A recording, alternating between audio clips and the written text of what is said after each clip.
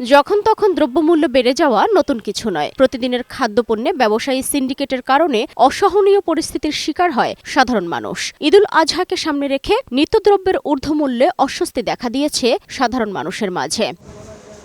ঈদুল আজহার আগে মূল্য চড়া মাংস রান্নার নানা প্রয়োজনীয় উপকরণের রসুন, আদা ছাড়াও এলাচ, জিরা সহ হরেক রকম মশলার উপর এখন নজর পড়েছে ব্যবসায়ী মহলের। অতিরিক্ত যখন দাম বেড়ে যায় তখন সবারই কষ্টে পড়তে হয়। ঈদ আসলে তো নড়চড় হয় একটু, সবসময় মশলা, বিশেষ করে মশলার চাহিদা বাইরে যায় ওই জন্য।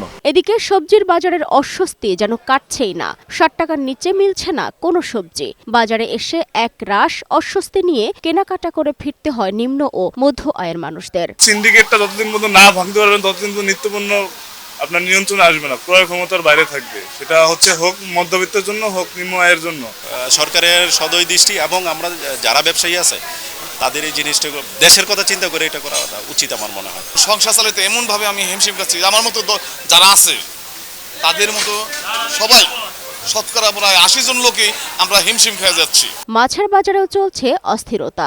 সব ধরনের মাছই বিক্রি হচ্ছে বাড়তি দামে। তবে সামনে ঈদ হওয়ায় কমেছে বিক্রি। প্রতি বছর কুরবানিতে বিক্রি কমই হয়, দাম কমবো না। কোরবানি হয়তো দুই একটা যাই কিনুক, কোরবানিতে একটু দাম বাড়তে থাকবো। যারা কম বেতনে চাকরি করে বা ডেলি ইনকাম করে তাদের জন্য তো এইটা অ্যাফোর্ড করা খুবই কষ্টকর হয়ে গেছে। তবে স্বস্তি দেখা যাচ্ছে মাংসের বাজারে। ব্রয়লার কেজিতে ১০ টাকা কমে বিক্রি হচ্ছে ১৫০ টাকায়, সোনালী ২২০ থেকে ২৩০ টাকা, আর দেশি মুরগি বিক্রি হচ্ছে ৬০০ থেকে ৬১০ টাকায়।